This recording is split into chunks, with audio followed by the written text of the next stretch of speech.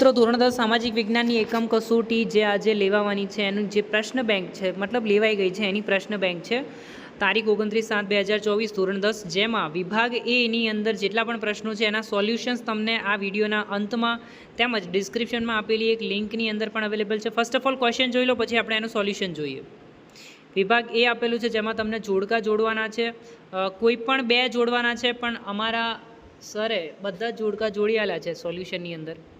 પછી કોઈ પણ બે આન્સર આપવાના, નીચે પૈકી પ્રશ્નોના જવાબમાં પ્રાચીન ભારતનું પ્રથમ યંત્ર કોને ગણવામાં આવે છે વગેરે વગેરે બાબતો કોઈ પણ બે એટલે સોલ્યુશન તો આપી દીધું. મિત્રો આ પીડીએફ તમને જોઈતી હોય તો ડિસ્ક્રિપ્શનમાં એની લિંક છે, તમે લોકો જોડાઈ જશો એટલે તમને એની પીડીએફ પણ મળી જશે. બીજાની જેમ નહીં કે વેબસાઇટ પર જજો અને વેબસાઇટ પરથી ડાઉનલોડ કરજો, એ લોકો તમને ગુમરાહ કરે છે. અને બસ હવે બીજું તો શું કહું, બધા મારા જ કામના મતલબ એ લોકો ફ્રેન્ડ સર્કલમાં જ હોય છે એટલે વી ડોન્ટ હેવ ટુ મતલબ કોઈના પર આપણે એના ઉપર આરોપ ના લગાડી શકીએ. તો મિત્રો આ જે છે એ ધોરણ 10ની એકમ કસોટીનું સોલ્યુશન હવે જોઈએ. આ હતી એકમ કસોટીનું ઓવરઓલ પ્રશ્ન બેંક. તો હવે જોઈએ આપણે એનું સોલ્યુશન. મિત્રો સેક્શન એના જે જવાબો છે જોડકાની અંદર સાચા જવાબો અહીંયા તમને આપેલા છે. વાહનોનો મેળો છે ધોળકા અને કોનો છે બેટા? વૈઠાનો મેળો, સોરી.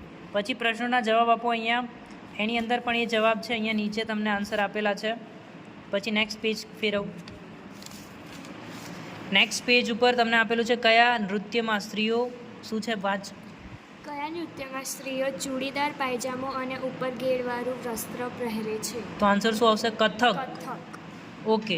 પછી ખાલી જગ્યા પૂરમાં કોઈ પણ એક. આ જમીનનું નામ લેટિન ભાષાના શબ્દ લેટર એટલે કે ઈંટ પરથી પડાયું છે. પછી સંબંધ દર્શાવે કોઈ પણ એક કાળી જમીન એટલે શું કહેવાય? એટલે કાળી જમીનને રેગુલ જમીન કહેવાય છે. કાળી જમીનને રેગુલ જમીન કહેવાય. દલદલ જમીનને કઈ જમીન? તો પીટ પ્રકારની જમીન, બરાબર. હા. તો આ આખી આના પછીનું સોલ્યુશન બી તમને જોઈતું હોય તો પીડીએફની લિંક ડિસ્ક્રિપ્શનમાં છે, ફટાફટ ક્લિક કરજો. વિડીયો પર લાઇક કરી હશે તો જ તમને પીડીએફ મળશે.